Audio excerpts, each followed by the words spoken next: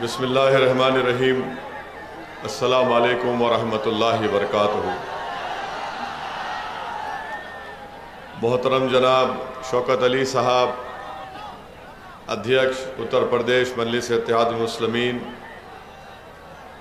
मोहतरम जनाब शालम गुड्डू जमाली साहब, प्रत्याशी मुबारकपुर विधानसभा मजलिस इत्तेहादुल मुस्लिमीन, मंच पर बैठे हुए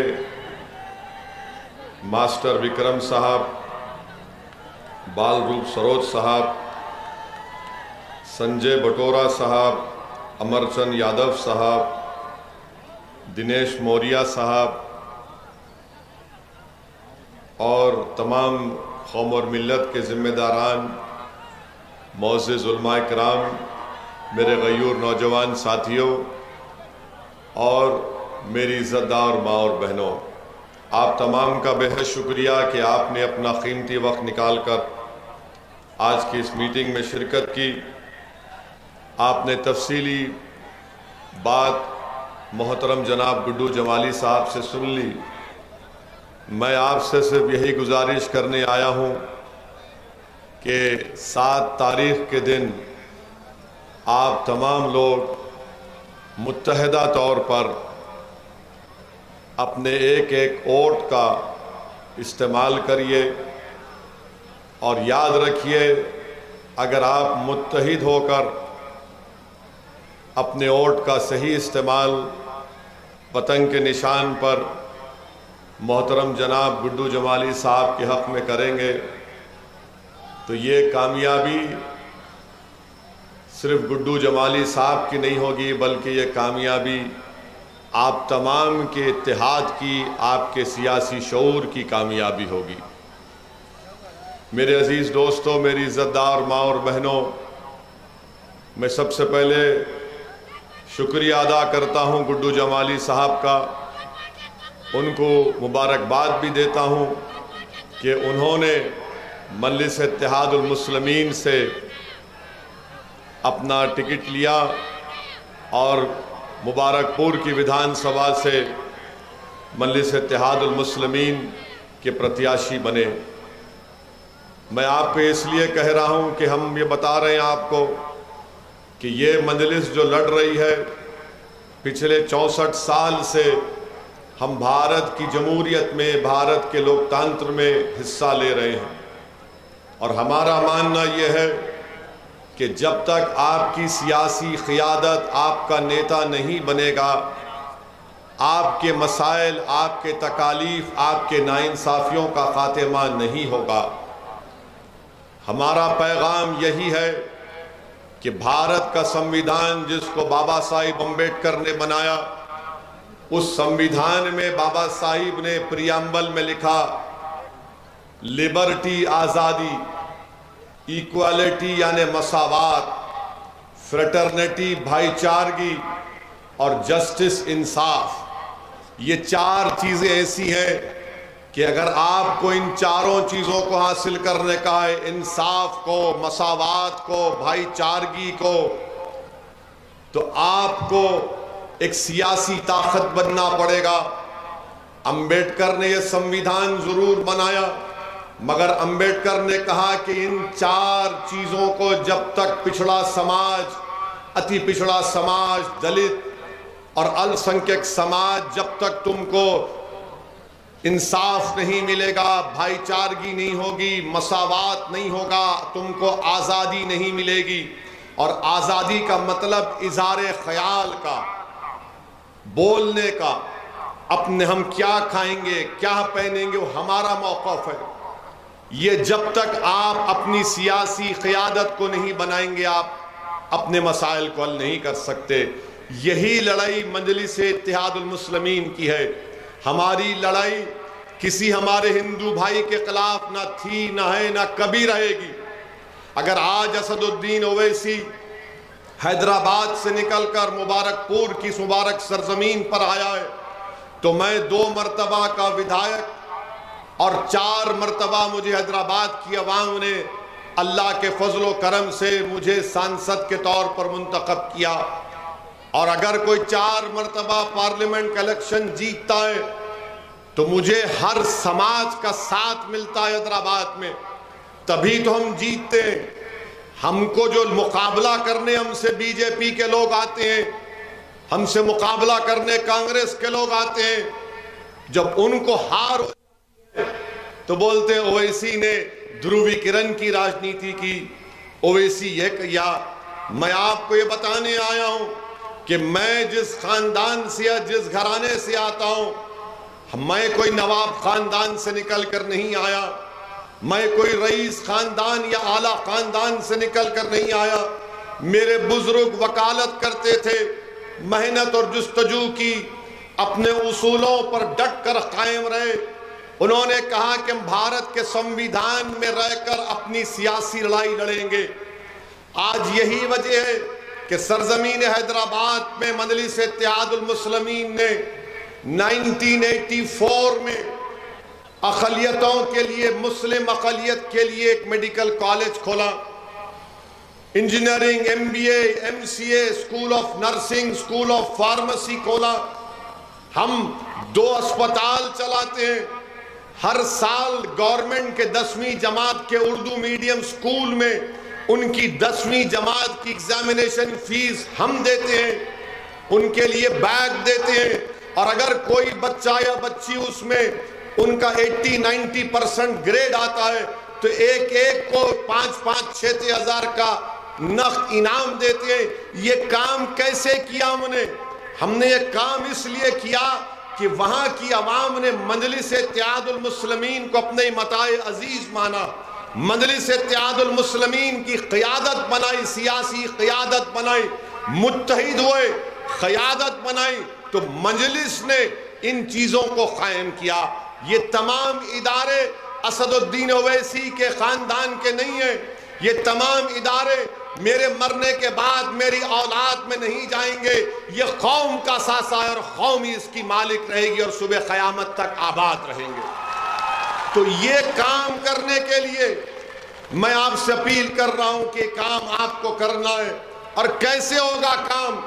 यकीनन मैं आपका शुक्रिया अदा करता हूं कि आपने 2 मरतबा मोहतरम गुड्डू जमाली साहब को आपने यहां से विधायक बनाया, मगर अब की बार जो गुड्डू जमाली साहब चुनाव लड़ रहे हैं उसमें और पहले के चुनाव में फर्क यह है कि गुड्डू जमाली अब इलेक्शन लड़ रहे हैं तो आपको नेता बनाने के लिए लड़ रहे हैं, आपकी क़ियादत को बनाने के लड़ रहे हैं, दलित समाज को एक आवाज देने के लिए, मुबारकपुर की जनता को एक विकल्प देने के लिए। और आपसे गुड्डू जमाली कह रहे हैं कि अब हम दरी नहीं बिछाएंगे, अब हम अपनी जवानी को नहीं कुर्बान करेंगे, अब हम नेता बनाएंगे ताकि हम अपने हक की लड़ाई लड़ेंगे। और लड़ना भी है जब तक कमजोर को मजबूत नहीं बनाया जाएगा, जब तक मजलूम से इंसाफ नहीं होगा, जमहूरियत कैसे कामयाब होगी बताइए आप। आज जो गुड्डू जमाली के खिलाफ जो सियासी पार्टियां आकर गुड्डू जमाली की कामयाबी को रोकने की कोशिश कर रहे हैं वो कमजोर नहीं है। समाजवादी पार्टी के नेता अखिलेश कमजोर नहीं है, ताकतवर है। बीजेपी कमजोर नहीं है, ताकतवर है। आप कमजोर हैं। तो इंसाफ ये होना चाहिए कि कमजोर को ताकतवर बनाना चाहिए। ताकतवर को और ताकतवर बनाने से इंसाफ नहीं होता। ताकतवर को और ताकत देंगे वो जालिम बन जाएगा, जुल्म करेगा, और करते आ रहे हैं। तो ये लड़ाई आपके हक की है, ये दरी बिछाने नहीं बिछाने की लड़ाई है। और हम 4 मरतबा के MP हैं। हम पूछना चाह रहे हैं समाजवादी पार्टी के नेता से, अखिलेश यादव से, मुलायम सिंह यादव से, आपने अपने क्षेत्र में आजमगढ़ की पार्लियामेंट कॉन्स्टिट्यूएंसी में आपने क्या काम किया बताओ? क्या काम किया आपने बताओ? क्या आपने किया बताओ आपको तो यहां की जनता ने झोली भर भर के खैरात के तौर पर वोट दिए थे। आपको संसद में भिजाया, मुख्यमंत्री बनाया, बेटे को बनाया, फिर बेटे को आपने MP बनाया। आपने क्या क्या यहां पर बताओ हमको, सिवाय डर पैदा करने के, सिवाय खौफ पैदा करने के। मेरे अजीज दोस्तों और बुजुर्गों, हमने क्या किया? हम भी 4 मर्तबा के एमपी हैं। एक विधानसभा की मिसाल दे रहे हैं जिसका नाम कारवान है। वहां पर जाइए, गोलकुंडा किला है, उसके दामन में हमने अपने एमपी फंड से 10 करोड़ की लागत से हमारी बेटियों की तालीम के लिए एक इंटर और डिग्री कॉलेज बनाया है। 10 करोड़ की लागत से सौओं हमारी बेटियां वहां पर पढ़ती हैं, हिजाब पहनकर, बगैर हिजाब, जो भी उनकी मर्जी आती है, पढ़ के जाती है, गरीब परिवार की। आपने क्या किया? आपने कुछ नहीं किया। आप शिक्षा पे क्या किया? बताओ, कुछ नहीं किया आपने। तो याद रखिए, जब तक आपका नेता नहीं होगा, आपकी आवाज कोई नहीं सुनेगा। अभी हमारे भाई गुड्डू जमाली ने कहा कि समाजवादी के लोग बोलते हैं कि अगर गुड्डू जमाली यहां से जीत जाएंगे, अरे जीतेंगे इंशाअल्लाह ताला। तो क्या करेंगे? मजलिस के अगर 6, 7 या 8 जीत गए तो क्या करेंगे? हम उनको जवाब देना चाह रहे हैं। समाजवादी के भी 5 एमपी हैं लोकसभा में, 5 है ना? समाजवादी के 5 है और मजलिस इत्तेहादुल मुस्लिमीन के 2 हैं, एक असदुद्दीन और एक इम्तियाज जलील। मगर समाजवादी के 5 में अगर अखिलेश भी खड़े हो गए, मुलायम भी खड़े हो गए, तो भारत की लोकसभा हिलती नहीं। भारत की लोकसभा के दरो दीवार कब कांपते हैं? जब असदुद्दीन गरीब और मजलूम के इंसाफ की बात करता है। यही तो काम आपको करना है कि जब गुड्डू जमाली जीतकर उत्तर प्रदेश की विधानसभा में अब की बार जाएंगे तो उनकी जबान पर ना बसपा का ताला होगा, ना सपा की को रोक टोक होगी। वो आपकी जबान में हाकिम वक्त को बताएंगे, मुबारकपुर हो, उत्तर प्रदेश हो, अब जुल्म नहीं चलेगा, अब इंसाफ और हक की मुतालबा होगा। मेरे अजीज दोस्तों और बुजुर्गों, यही पैगाम आपको हम देने आए हैं, यही पैगाम आपको देने आए हैं। अब जहां कहीं भी हम चले जाते, जहां कहीं भी हम कैंपेन करते, वहां पर यह इल्जाम लगा दिया जाता कि ओवैसी आया है और बीजेपी को फायदा पहुंच जाएगा। अरे ये बताओ, 2019 के लोकसभा चुनाव तो हम नहीं लड़े, तो फिर मुलायम सिंह की मैनपुरी में मेजॉरिटी कैसे कम हो गई? अच्छा, यहां पर अखिलेश जीते तो क्यों जीते बताओ? अगर आप वोट नहीं डालते तो जीतते वो। ईमानदारी से बोला, अगर आप वोट नहीं डालते तो जीतते वो। अगर गुड्डू जमाली उनको मुबारकपुर से मेजॉरिटी नहीं दिलाते तो जीतते वो। नहीं जीतते। मगर सियासत आपसे की जा रही है, हम सियासत नहीं कर रहे हैं। हम सियासत में हैं आपको इंसाफ दिलाने के लिए, नेता बनाने के लिए। समाजवादी आपसे सियासत कर रही है, धोखा दे रही है।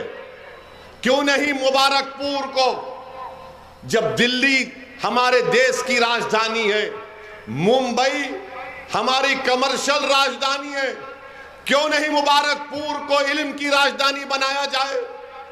मुबारकपुर को इल्म की राजधानी बनाया जा सकता है। यहां पर बड़े बड़े मदरसे, अरे क्यों सिर्फ लोहिया के नाम से आप नेशनल लॉ कॉलेज खोलते? अरे हसरत मोहानी के नाम से मुबारकपुर में नेशनल लॉ कॉलेज क्यों नहीं खुला जा सकता?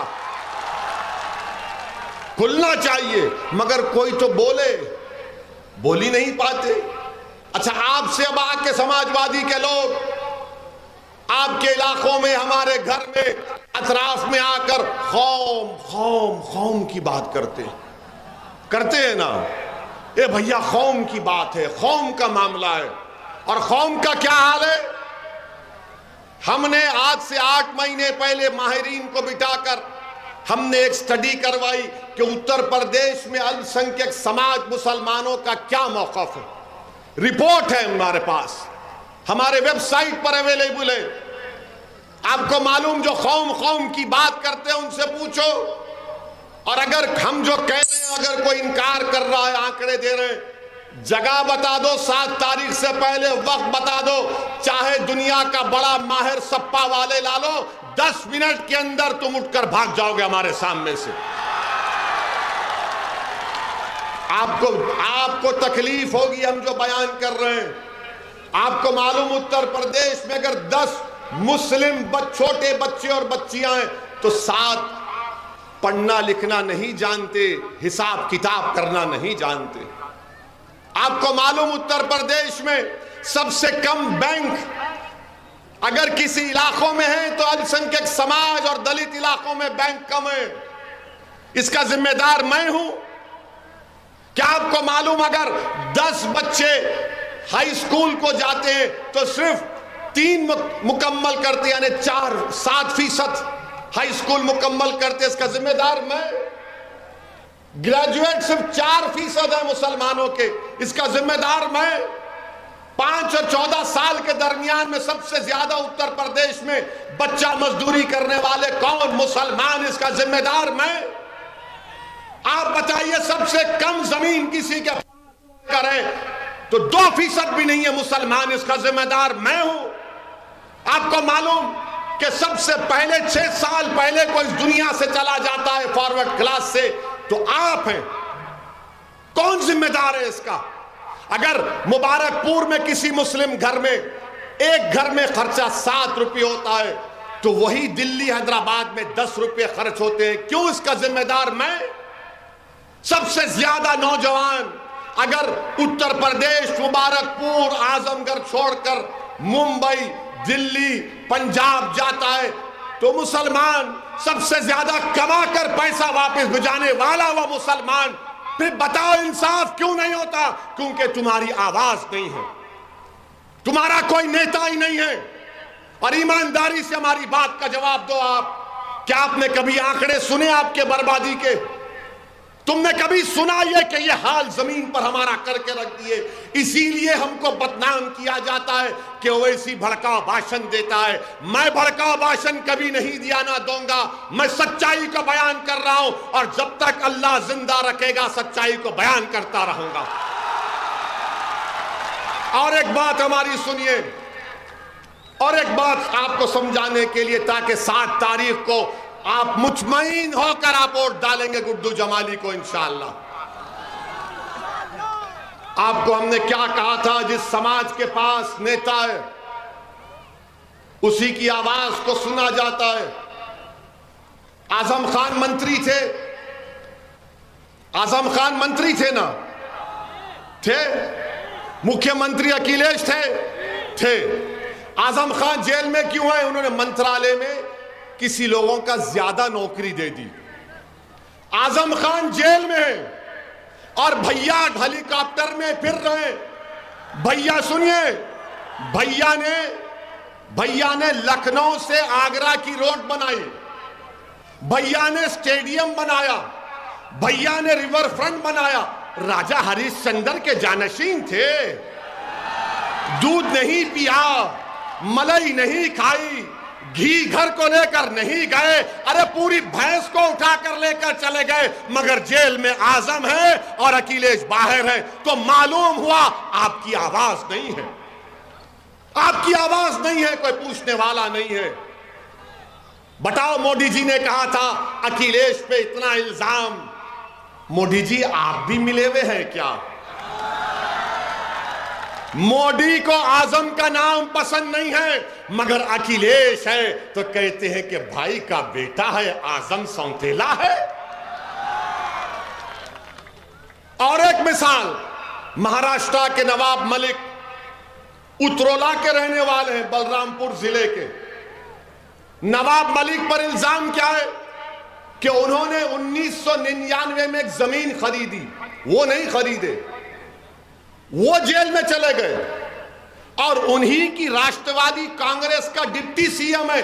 मोदी ने अपने भाषण में कहा कि अजीत पवार पर 3000 करोड़ रुपए का फ्रॉड करने का इल्जाम मोदी ने लगाया। जेल में कौन है?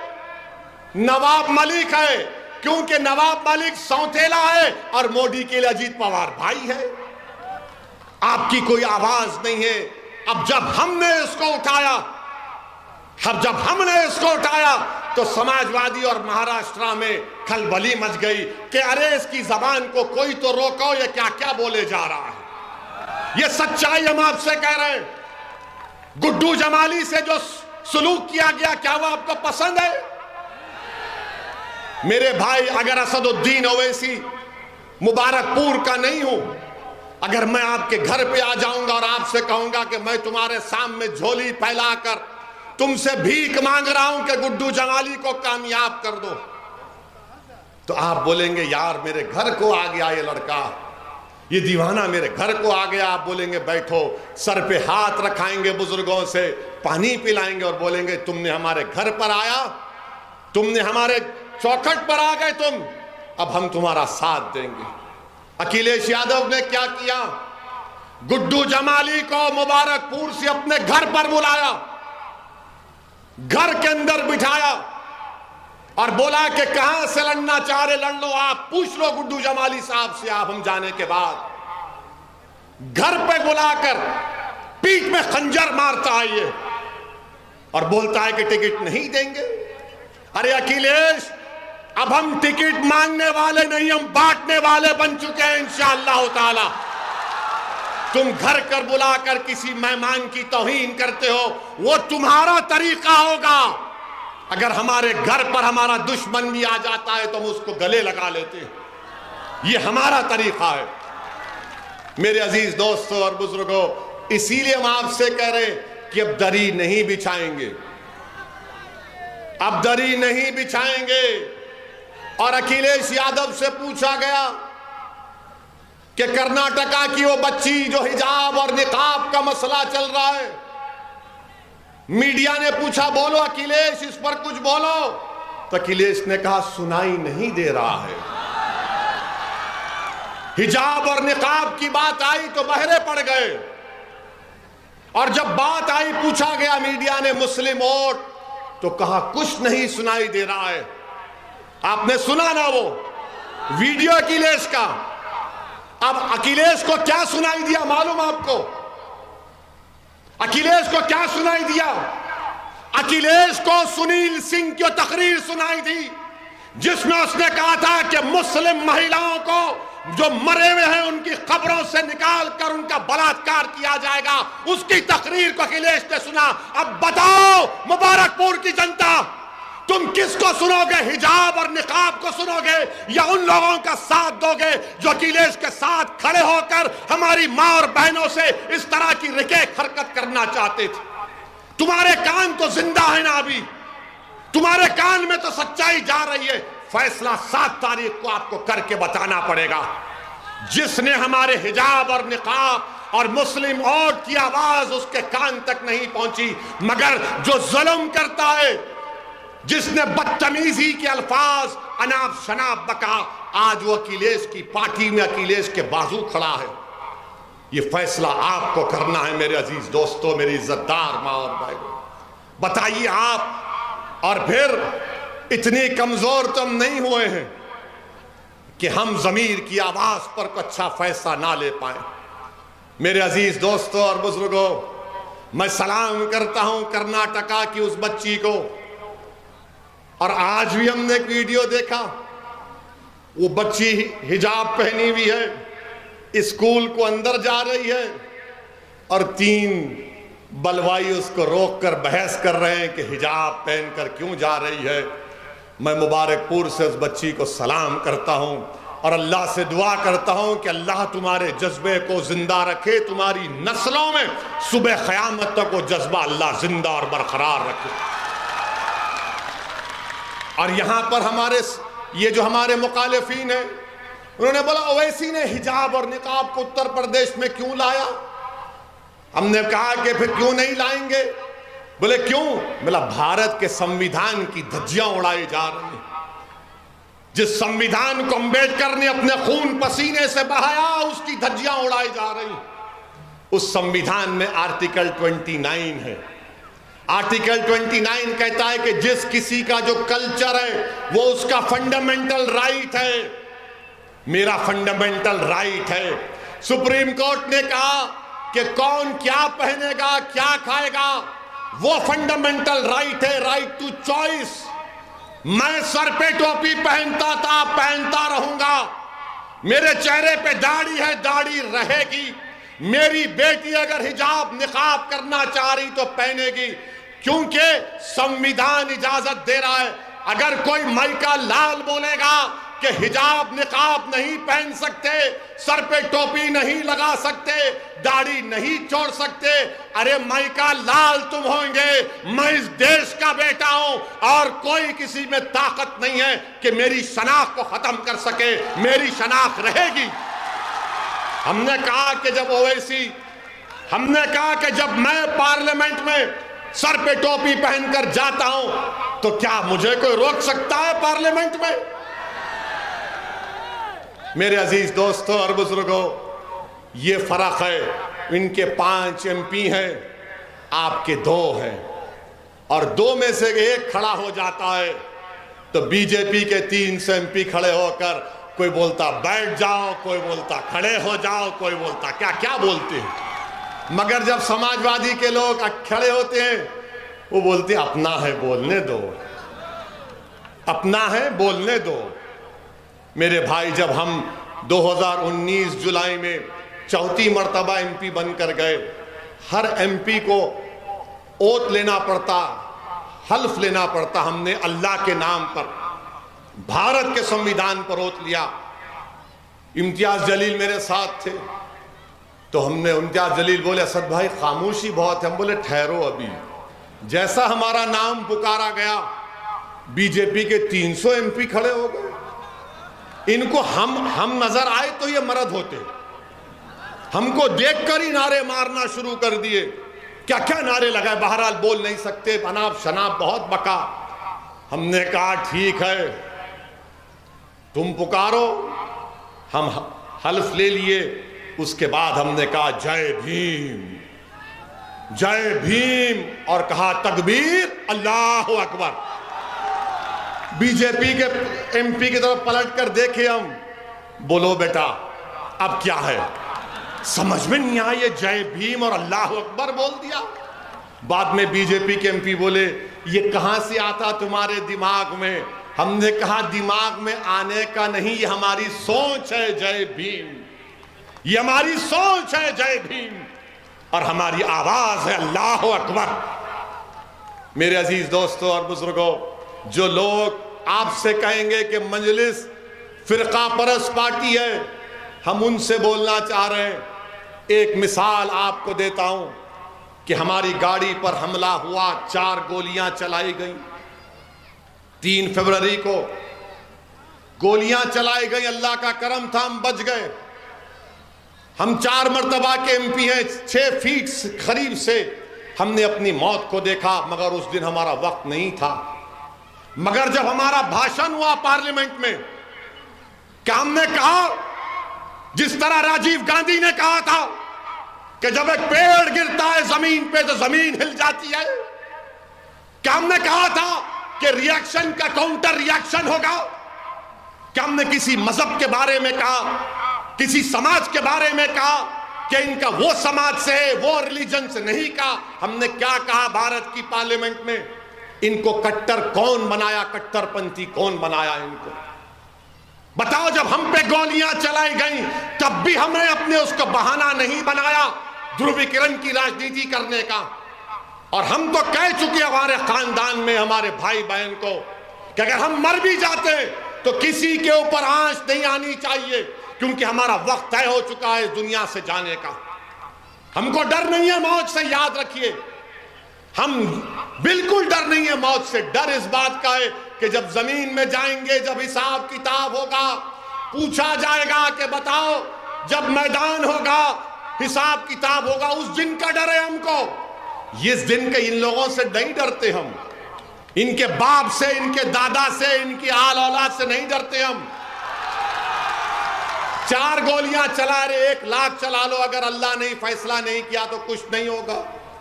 हम तूफानों में अपना चिराग जलाने का हुनर सीख चुके हैं। मेरे अजीज दोस्तों और बुजुर्गों, ये बात आपको इसलिए कह रहे हैं कि आप समझिए कि हम आपको क्या पैगाम दे रहे हैं। यहां से गुड्डू जमाली इंशाअल्लाह जब कामयाब होंगे, वो आपके नेता बनेंगे, वो मुबारकपुर का विधायक होगा, वो मुसलमान का भी होगा, हमारे हिंदू भाइयों का भी होगा, दलित भाइयों का भी होगा, ओबीसी भाइयों का भी होगा, सबका होगा। बीजेपी का भी प्रत्याशी है, समाजवादी का भी है, दूसरी पार्टी का है, मगर वो कौन है जिसको देखकर सब कहते हैं कि हाँ ये शरीफ है, इस पे हमको भरोसा है? उसका नाम गुड्डू जमाली है। मेरे अजीज दोस्तों और बुजुर्गों, आपसे अपील कर रहे हैं कि 7 तारीख के दिन अपना एक एक वोट पतंग के निशान पर लगाइए। डरने और घबराने की जरूरत नहीं है। हरगिज मत डरिए, हरगिज मत डरिए। और आप जानते हैं कि हम हमारे अंसारी भाइयों को भी पैगाम देना चाहते हैं कि मालेगांव में मजलिस इत्तेहादुल मुस्लिमीन के विधायक मुफ्ती इस्माइल, जो दारुल देवबंद से पढ़े हुए मजलिस के विधायक हैं और महाराष्ट्र की विधानसभा में मजलिस के लीडर भी हैं, मैं हमारे अंसारी भाइयों की, बुनकर भाइयों की तकलीफ को जानता हूं कि कैसे ये मोदी सरकार ने कस्टम ड्यूटी कॉटन पर बढ़ा दी, 10% कर दी, रॉ सिल्क और सिल्क यार्न पर 10 से 15% कर दी, कच्चे धागे पर 5% कर दिया, फिनिश गुड्स पर 12% कर दिए। मेरे अजीज दोस्तों और बुजुर्गों, हम अपने बुनकर भाइयों से भी कह रहे हैं कि सिर्फ गुड्डू जमाली आपके साथ नहीं है, असदुद्दीन ओवैसी भी आपके साथ खड़ा हो जाएगा। आप अकेले मत समझिए अपने आप को, आप अकेले हरगिज मत समझिए, हम आपके साथ खड़े हैं। मेरे अजीज दोस्तों और बुजुर्गों, एक और अहम बात, वरना ये समाजवादी के लोग बोलेंगे हमारे ही पीछे पड़ गए, भाजपा को नहीं बोले। हमारा भाषण सुनने आते समाजवादी के लोग, सुनकर बोलते तोलते हैं, हमको इतना बोले, इनको इतना कम बोले। एक बात सुनो समाजवादी के लोगों, तुम्हारा नेता अखिलेश और उत्तर प्रदेश का मुख्यमंत्री योगी, दोनों में कोई फर्क नहीं है, दोनों में कोई फर्क नहीं है। ये राम और श्याम की जोड़ी है। लगता है कि किसी पुराने उसमें बिछड़ गए थे, अब मिल रहे हैं, मिल रहे हैं। हाँ, मेले में बिछड़ गए थे, ये झूले पे चढ़ गए, वो नीचे रह गए थे, अब मिल रहे हैं। इनके दिल मिले हुए हैं, इनकी सोच मिली हुई है, इनका एक ही मकसद है। अगर आप जाकर समाजवादी के लोगों से बोलेंगे बताओ अखिलेश तुमने आजमगढ़ में कितने स्कूल खोले, तो अखिलेश बोलेंगे भट, बीजेपी को हराना है।